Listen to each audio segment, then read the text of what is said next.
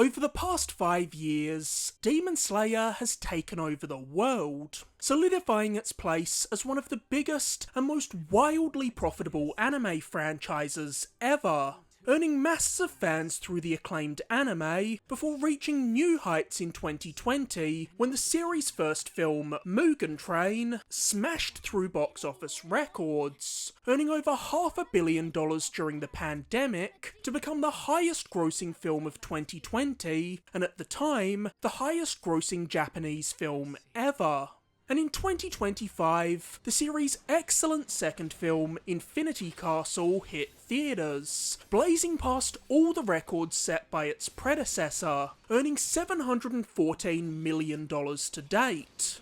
Mugen Train becoming the highest grossing film of 2020 was impressive, but let's be real, due to the pandemic, there were very few theatrical film releases, so it was pretty slim pickings for competition against Mugen Train. 2025, on the other hand, has been a stacked year for movies. So can we just take a moment to acknowledge how insane it is that Infinity Castle is currently the 6th highest grossing film of this year at the worldwide box office, outperforming the likes of Fantastic Four First Steps, Mission Impossible The Final Reckoning, and even my beloved Superman, some of the biggest film franchises in the world. And whenever an anime finds this kind of success, you know that a plethora of games are inevitably going to follow. And in 2021, we got our first Demon Slayer game, with Demon Slayer the HinokamI Chronicles. And as is often the case with games based on shonen anime, it came in the form of a 3D arena fighter, which I did find to be a bit of a bummer, because I think there are more interesting ways to adapt these series into video games. And let's be honest, many arena fighters are cheaply made, mediocre to downright bad experiences. Looking at you, Jujutsu Kaisen Cursed Clash. However, there are a handful of studios that excel in this genre. We saw Spike Chunsoft release one of the best arena fighters ever last year with Dragon Ball Sparking Zero, and Tamsoft did a respectable job earlier this year with Bleach Rebirth of Souls, adding a bit more mechanical depth than you'd normally find in your run-of-the-mill anime arena fighter. But as far as arena fighter developers go, the cream of the crop, at least as far as I'm concerned, has always been CyberConnect, who did a fantastic job of bringing the story of Naruto to life in video game form with the Ultimate Ninja Storm series. And while they've had a couple of misses, CyberConnect have certainly never churned out absolute slop, like certain other studios responsible for licensed arena fighters. CyberConnect just replicate the look and spectacle of these series in a way no other studio can. So when they were commissioned to develop Demon Slayer the HinokamI Chronicles, it seemed like a match made in heaven, and in many ways it was. Because with the first HinokamI Chronicles, CyberConnect provided a solid arena fighter experience and did a fantastic job of translating the larger-than-life animation style of Demon Slayer into video game form, through flashy special attacks and immaculately animated QTEs. But the HinokamI Chronicles was also a flawed game, largely because it only had the first season of the anime and the Mugen Train film to pull from, which meant that the HinokamI Chronicles was left with a rather anemic character roster and stage selection, especially when compared to CyberConnect's prior creations, which massively hampered the HinokamI Chronicles replayability, leaving it feeling like a solid foundation for what was to come, rather than a great fighting game in its own right. Now, 4 years later, we finally have the payoff to those foundational building blocks with Demon Slayer the HinokamI Chronicles 2. The HinokamI Chronicles 2 is in every way your traditional CyberConnect sequel, refining a couple of the shortcomings of its predecessor, but mostly just piling more of everything on top of the existing framework. More modes, more stages to duke it out on, and of course, more fighters, which makes the HinokamI Chronicles 2 a much more robust and worthwhile experience than its sometimes meek-feeling predecessor. even if its mechanical simplicity means it's unlikely to win over anyone who's not already a fan of CyberConnect's brand of anime arena fighters.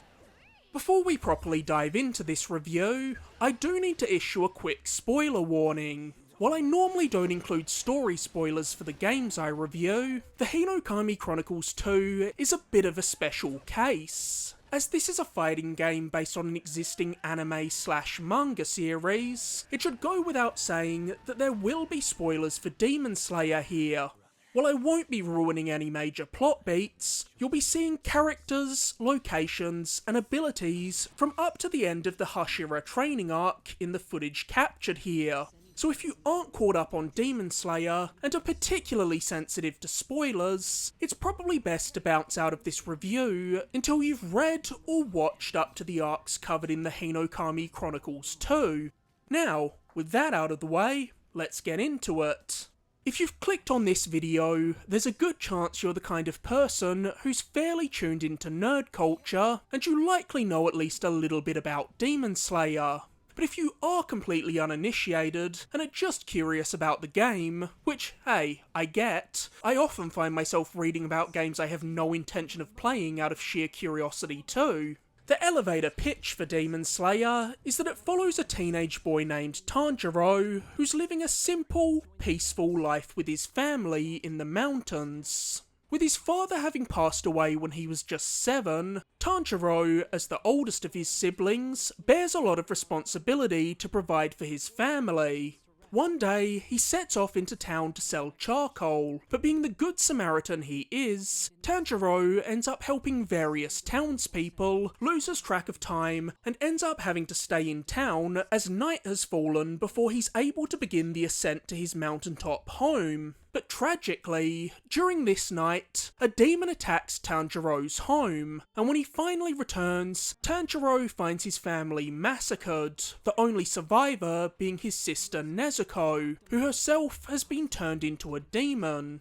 This sets Tanjiro on a quest to become a demon slayer, in hopes of finding a way to turn his sister Nezuko back into a human, and rid the world of the scourge of demons altogether, by working with the Demon Slayer Corps to hunt down and slay the original demon, the suspiciously Michael Jackson-like Muzan Kibutsuji, and his various underlings. It's a compelling shonen anime with a likeable cast and some of the prettiest animation you'll ever lay eyes on, so it's not hard to see how Demon Slayer became the juggernaut it now is. The original HinokamI Chronicles covered roughly the first 66 chapters of Demon Slayer, taking us from the start of the series up to the end of the Mugen Train arc. So naturally, the HinokamI Chronicles 2 picks up right where the prior game left off, and covers the next 3 major story arcs: the Entertainment District, Swordsmith Village, and Hashira training arcs, ending just at the kickoff of the Infinity Castle arc. But I think it's a pretty safe bet that we'll get a third HinokamI Chronicles game to adapt the Infinity Castle and Sunrise Countdown arcs and close out the story. It'd be pretty stupid not to, seeing as these anime games always seem to rake in a ton of money for Bandai, while clearly being made on modest budgets. CyberConnect once more cover a good chunk of story in the HinokamI Chronicles 2, with these 3 arcs composing roughly the same number of chapters as the first game, and CyberConnect even lightly expands on the Demon Slayer story through interludes that show what other Hashira were up to while our core cast are recuperating after missions. CyberConnect has again done a great job of adapting the story of Demon Slayer in video game form in the HinokamI Chronicles 2, with these 3 arcs being retold quite comprehensively throughout the roughly 7 to 8 hour story mode of the HinokamI Chronicles 2.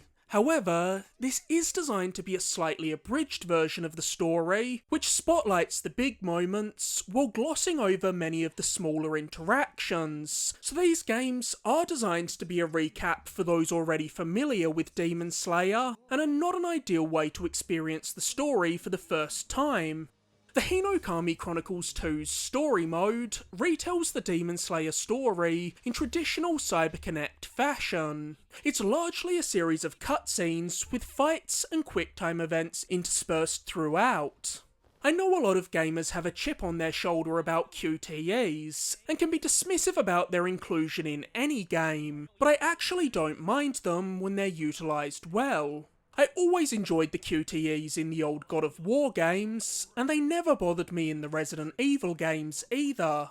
I get that they can be annoying when they're implemented poorly, but CyberConnect has always handled QTEs better than nearly any other studio in the business, and very few games justify their use of QTEs as well as CyberConnect using them to capture the sense of spectacle when recreating the big, dramatic moments of an anime fight, which is exactly what we get in both of the HinokamI Chronicles games, as well as the Ultimate Ninja Storm series. These one-to-one recreations of iconic battles from the anime can be stunning. Demon Slayer is one of the best, if not the best looking modern anime. From the gorgeous animation to the impeccable character designs. Seriously, this is probably the best designed cast in a modern shonen manga. Tanjiro, Nezuko, Zenitsu, Inosuke, the designs of all the major players are so eye-catching. Hell, this actually extends beyond the major players, with even the supporting cast and one-off gag characters of Demon Slayer often having exceptional character designs, like Uzui's ridiculous muscular mice. Look at these little freaks, they're awesome! And CyberConnect's QTE-driven cutscenes masterfully mirror Demon Slayer's striking art style, so it's hard not to feel the pure hype of these moments, especially with the way Demon Slayer's sublime soundtrack is woven throughout. Even if I don't think any of the fights found in the arcs covered in the HinokamI Chronicles 2 ever quite hit the highs of the climactic showdown of the Mugen Train arc, and they certainly don't share the same degree of spectacle you'll find in the QTEs of the later Ultimate Ninja Storm games. However, while they're awesome to look at, I do have a major gripe with CyberConnect's QTEs this time around. They're way too simple, which sounds ridiculous to say about QTEs, because QTEs are an inherently simple mechanic. They're just cutscenes where you press corresponding buttons as they pop up on screen, so it says something that CyberConnect somehow made QTEs even more simplistic here, with the HinokamI Chronicles 2 having the most brain-dead, easy QTEs I've ever seen. Most of the time, they don't even mix up the button prompts. You'll just be asked to hit circle 4 times in a row. One new addition to the story mode of the HinokamI Chronicles 2 comes in the form of the crowd combat sequences, in which the camera is pulled back, and instead of fighting an opponent one-on-one, you'll be hacking your way through waves of weaker demons. This is a gameplay concept CyberConnect previously toyed around with in the later Ultimate Ninja Storm games, and I've gotta say, I like the way these segments mix up the flow of gameplay. The only problem is that I could have gone for a lot more of them. These sections are fun, but they're incredibly brief, usually only taking a couple of minutes to get through, which wouldn't be a problem if there weren't only a few of them scattered throughout the HinokamI Chronicles 2 in the intermission chapters. I hope CyberConnect expands on this idea in future games, because I do think there's something here that could help break the mold and elevate their games from the good to great tier. Just imagine an arena fighter that occasionally switches to Musou-esque set pieces to capture the epic scale of some of the battles we see in series like One Piece and Naruto. As someone who can get a little fatigued with the repetitive nature of both arena fighters and Musous, the idea of these styles of gameplay being fused to complement each other sounds incredibly appealing. Unlike CyberConnect's Ultimate Ninja Storm series, the HinokamI Chronicles games don't offer an open world map to explore, because Demon Slayer's story doesn't really lend itself to an open world setting. Unlike the Naruto series, where Naruto and co are constantly returning to their home base of the Hidden Leaf Village between missions, the characters of Demon Slayer are always on the move, being deployed wherever necessary to hunt down whatever demon threat arises. So they don't really have a central hub that they're constantly returning to, so it'd be far more difficult to map out an interconnected version of Demon Slayer's world. But that doesn't mean there's no exploration whatsoever in the HinokamI Chronicles 2. Like the first game, the HinokamI Chronicles 2 will occasionally drop you into open areas where you can wander around and partake in some light exploration. And while these areas are rather small and completely linear, there is still some appeal to strolling the streets of the Yoshiwara Entertainment District, or Swordsmith Village, and seeing the various landmarks from the anime. Even if they don't elicit the same feelings of wonder and nostalgia I often got while exploring the Hidden Leaf Village in CyberConnect's Naruto games. In these explorable environments, you'll freely wander around, picking up collectibles like memory fragments that allow you to view additional story flashbacks from the anime from the perspectives of various characters, both good and evil. Hunt down demons with Tanjiro's keen sense of smell, and tick off a small selection of side missions by helping the citizens of the various towns Tanjiro passes through with their problems. Doing things like assisting a manor worker to identify her mystery admirer, getting two feuding friends in the Swordsmith village to bury the hatchet, hunting a demon that overwhelmed a fellow demon slayer and sent him fleeing for his life, and helping someone find a misplaced memento that was given to them by their best friend. With many of these side missions being based around Tanjiro's acute sense of smell. You see, Tanjiro's sense of smell allows him to sense people's emotions mid-conversation, so he can tell if someone's lying, and know if he's talking to the right person after assessing the mood of the person he's looking for. How does this work exactly? No clue. It's absolute anime nonsense, and you've kinda just gotta roll with it. Similarly, you'll also be using Zenitsu's sharp ears to eavesdrop on conversations and gather intel throughout the story. But while I can see why CyberConnect thought these mechanics would be a good idea to add some variety, so you're not just in a continuous cycle of cutscene fight, the way they're implemented isn't particularly engaging, as you're just wandering around small environments, clicking a thumbstick to highlight different auras. To be blunt, the side missions found in the HinokamI Chronicles 2 are straight up bad. At best, they're a fight against a generic demon, and at worst, they boil down to talking to someone who's lost something, following a scent for 30 meters to their lost item, picking it up and returning it to its owner, with the whole side mission being over in 30 seconds.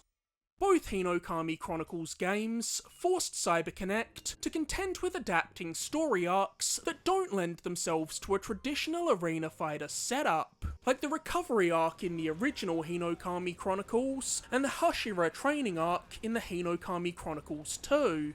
These arcs make up a good portion of the story, but don't have many real fights contained within them. They're more dialogue heavy, and are focused on Tanjiro training his body in various ways. So how do you adapt them in a video game? Well, CyberConnect decided to utilise various mini-games throughout these sections to add an interactive element, so that these portions of the story weren't relegated to a quick series of cutscenes. Throughout the Hashira training arc, you'll be button mashing your way through pushing a boulder up a hill for Himijima, and timing button presses to the swing of a pendulum as you stretch out your muscles in Kanroji's hellish flexibility training. But while the mini-games are largely contained to the Hashira training arc, there are a couple of others sprinkled throughout, namely a rhythm game in the Entertainment District arc, where you play as shamisen as Zenitsu to blend in as a courtesan. And you can even revisit more challenging variants of these mini-games after clearing the story. Naturally, the fights are the meat and potatoes of the HinokamI Chronicles 2, and as far as arena fighters go, the HinokamI Chronicles is definitely on the higher end of the quality spectrum. If you're anything like me, whenever a new anime game like this is announced, you probably look at it and think, Really? Another goddamn arena fighter? And honestly, I think that's a perfectly valid response, because it is a shame that arena fighters have become the default go-to for any video game based on a shonen anime, when there are so many other genres that these series would lend themselves to. From character action games to RPGs, even a good old-fashioned side-scroller. But if an arena fighter is what we're going to get, I'd prefer it be in the hands of CyberConnect than just about any other developer, because they understand and handle this style of game better than any other studio out there. If you had to sum up the HinokamI Chronicles 2 in one word, it would simply be more. Because at its core, this is very much the same gameplay as the first HinokamI Chronicles, just with more of everything tossed in. The HinokamI Chronicles 2's roster of over 40 playable characters dwarfs the meagre selection of 20 playable characters in the first game, several of whom, might I add, were just alternate versions of Tanjiro, Zenitsu, Nezuko, and Inosuke, with the anemic assortment of samey characters being my biggest gripe with the original HinokamI Chronicles. Thankfully, my frustrations have been addressed in this sequel, with the HinokamI Chronicles 2's roster being not just larger, but infinitely more diverse, thanks to the varied movesets offered by its characters. Demon Slayer's lineup of recognisable characters doesn't roll as deep as series like Naruto or Dragon Ball, and because of this, there are some real D-listers in the HinokamI Chronicles 2's roster. But I don't think this is necessarily a bad thing, as it's forced CyberConnect to get creative, and has led to the inclusion of some unique and surprising fighters, like the training doll from the Swordsmith Village arc, and Tengen Uzui's 3 wives, all of whom you control simultaneously, leading to one of the more interesting fighters to play as, not only in the HinokamI Chronicles, but in any of CyberConnect's games. With that being said, there are still plenty of variants of the core cast in the HinokamI Chronicles 2's roster, like the goofy Academy versions of the crew, where Tanjiro's finisher involves baking bread, Zenitsu fights with a broom, and Nezuko has a baguette in her mouth instead of her usual gag. But several slots going to character variants feels far less egregious when you've got a roster twice the size of the first game that includes more demons and all 9 of the Hashira, especially when the newcomers are the highlight of the character lineup, with Gyutaro quickly becoming a fast favourite of mine. His scythe attacks that build up poison damage over time make Gyutaro one of the deadliest fighters in the HinokamI Chronicles 2. It is worth pointing out that some of the additional fighters in the HinokamI Chronicles 2, like Uzui and my new main Gyutaro, did come to the first HinokamI Chronicles as DLC fighters, so they're not exactly new fighters, and if you were coming back to the HinokamI Chronicles for each DLC drop, the roster might not feel quite as fresh and exciting for you, but as someone who platinumed the HinokamI Chronicles at launch, then never touched it again, they were all new to me, and I'm sure my experience will be the same when the third game releases, because I tend to get my fill of these games at launch, and I'm satiated until the next one comes along, so I never feel compelled to return for DLC characters. Arena fighters in general are far simpler than a traditional 2D fighter, so don't expect too much mechanical depth out of the combat system in the HinokamI Chronicles 2. In Street Fighter, you could spend 100 hours mastering Blanca, then switch to Kami and have no idea how to play. That's certainly not the case here, or in pretty much any arena fighter.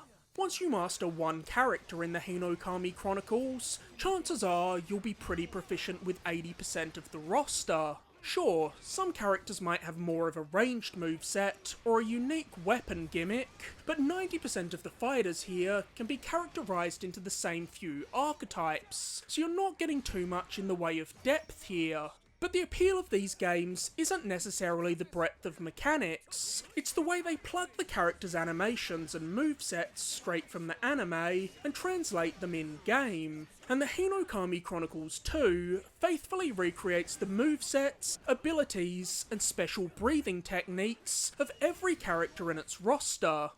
If you played the original HinokamI Chronicles, or even any of the Ultimate Ninja Storm games for that matter, you know exactly what you're getting into with the HinokamI Chronicles 2. The HinokamI Chronicles 2 is once more a pretty standard tag team arena fighter, though I do appreciate the way CyberConnect implement rules for the fights to ensure they adhere to the lore of the anime, like gating off the daytime maps if either player chooses a demon fighter because the sunlight would hurt them, and not allowing you to choose a partner when picking a demon fighter, as demons nearly always fight alone, though demons do have some unique abilities to counteract the potential balance issues of one player having two fighters while their opponent only has one, like letting demons heal themselves in fights. As is always the case in these games, each fighter in the HinokamI Chronicles 2 follows the same basic control structure, boiling down to a light attack, heavy attack, dash, block, and an assortment of special techniques that are performed by combining a press of R1 and a face button that require charges of the skill gauge to utilise. You can also tag in your partner fighter to attack enemies when you need a breather, or to pull you out of danger when you're backed into a corner being wailed on, though your support moves are of course tied to an energy gauge that prevents you from being overly reliant on them. Combos are similarly simplistic, and can be strung together by simply mashing your light attack over and over, and this will suffice for taking out any AI opponent you're ever forced to contend with in the HinokamI Chronicles 2, as it's incredibly easy to cheese fights by getting opponents trapped in near limitless combos as you nail an enemy with a combo of light attacks, cancel into a special attack, then immediately launch into another light combo, rinse and repeat over and over again as you keep your opponent pinned in a corner with a 50+ hit combo, making getting an S rank in every fight an absolute cakewalk.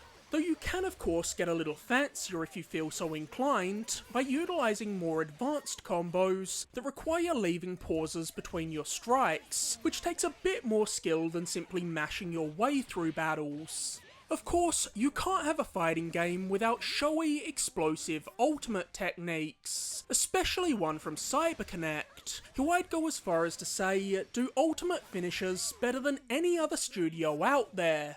So yes, the HinokamI Chronicles 2 is packed with gorgeous ultimates that offer perfect one-to-one recreations of each character's most memorable technique from the anime. Seriously, even if you're not going to play the HinokamI Chronicles 2, you should look up a compilation of the game's ultimate techniques, because the attention to detail and care put into the breathtaking animations is nuts. And the HinokamI Chronicles 2 takes the spectacle of ultimates to the next level through its dual ultimates, in which certain pairings of characters can team up to deliver a combined finisher, most of which are offered by pairing the characters you'd expect, like Tanjiro and Nezuko, Kocho and Giyu, Yushiro and Lady Tamayo, etc. All up, there are 19 of these dual ultimates, so it feels a little greedy to want more, but I couldn't help but notice there are a couple of odd missed opportunities for dual ultimates that I'm shocked aren't in the game. How the hell is there no special team-up for Uzui and his wives, despite Uzui sharing dual ultimates with Rengoku and Inosuke? You've got to wonder if CyberConnect just ran out of time and couldn't get every team-up they'd hoped to into the HinokamI Chronicles 2. It's not only the character roster that's grown exponentially in the HinokamI Chronicles 2, but the map selection as well, with the first HinokamI Chronicles 11 maps growing to 19 here, offering you plenty of arenas to duke it out in. The stages featured here provide a solid amount of variety, offering recreations of iconic locales from throughout Demon Slayer up to this point. However, they're often very basic looking. There's not much going on in the stages here. This is a problem with most arena fighters. Their stages tend to lack the personality you'd find in the arenas of a classic 2D fighter. Picture the stages you're throwing down in when playing games like Street Fighter, Mortal Kombat, or even 2.5D fighters like Tekken or Soul Calibur. There's so much happening in the background of these games' stages, which makes them feel alive. The same can't be said for the stages in most arena fighters, and that's certainly the case in the HinokamI Chronicles 2.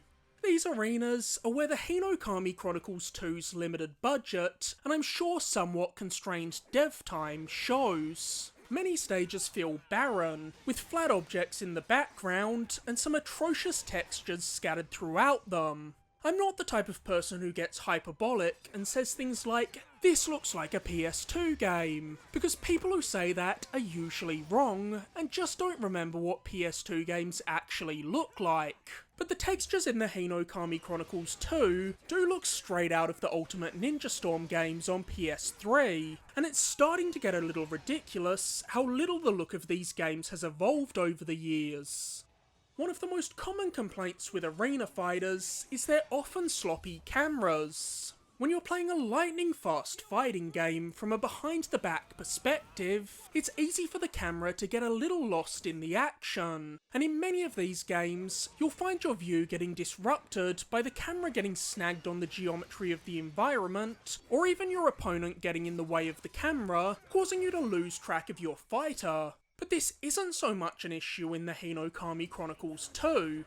Don't get me wrong, I'm not saying it's perfect, and the camera can still get wonky at times when fights end up on the outskirts of a stage, but you can tell that CyberConnect's decades of developing these games have given them an understanding of how to manage the camera in an arena fighter in a way that other studios fail to, and overall, this is one of the smoothest cameras I've seen in this style of game, keeping out of my way in the majority of fights.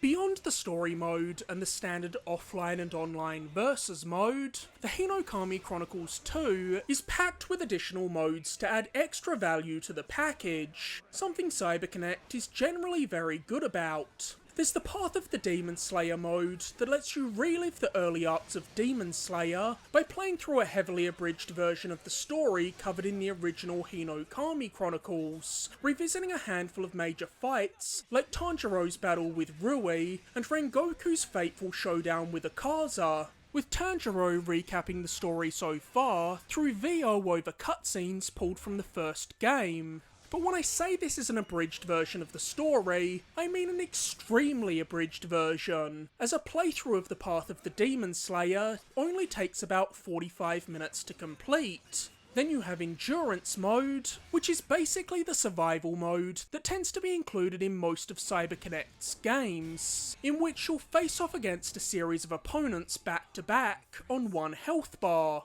earning a fraction of your health back with each battle won. And finally, we also have the Hashira training mode, where you pick a Hashira to train under, then make your way across a game board, choosing different paths to engage in fights for items that boost your stats, get keys that open chests scattered across the board that contain more rewards, or rest at spots that restore health, all in the effort of becoming as powered up as possible for when you reach the end of the board, where you'll face off against the Hashira of your choosing, with your time spent in all of these supplemental modes earning you sweet currency that can be spent on new costumes and accessories for fighters, character cards, and gear items that give you buffs in combat by increasing your attack and defense stats or restoring health. Now, before we wrap up this review, I do have one more hyper-specific complaint about the HinokamI Chronicles 2 to get off my chest. And I'm well aware this is something I care about that many others don't, but just indulge me for a second here, because I need to say, fuck the HinokamI Chronicles 2's trophy list. It's filled with grindy, tedious trophies, like increasing the character mastery of 35 different characters to level 5, trophies for unlocking hundreds upon hundreds of items in the store, and perhaps most egregiously, a trophy for defeating 100 enemies back to back in survival mode, which is mind-numbingly boring. I know there are a lot of people who don't care about trophies, but Jesus, there's gotta be one person on your team who gets the appeal of trophies and achievements, and can tell you what makes a fun trophy list versus what makes a tedious, frustrating one.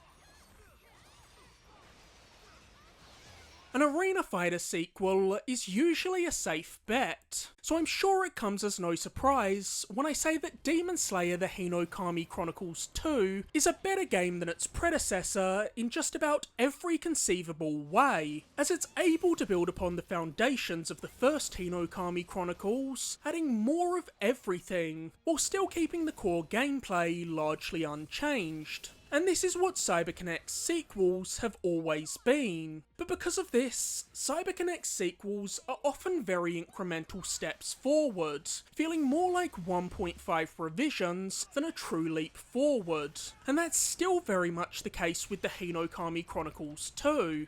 So while the HinokamI Chronicles 2 offers an undeniably better experience than its predecessor, it also plays things about as safe as a sequel possibly can, making the HinokamI Chronicles a good sequel that should please most fans of Demon Slayer, but at its core, still the same basic arena fighter we've seen dozens of times over at this point, which while fun, lacks the depth of a traditional fighting game, meaning the HinokamI Chronicles 2 won't win over any new fans who aren't already bought in on CyberConnect's signature brand of gameplay.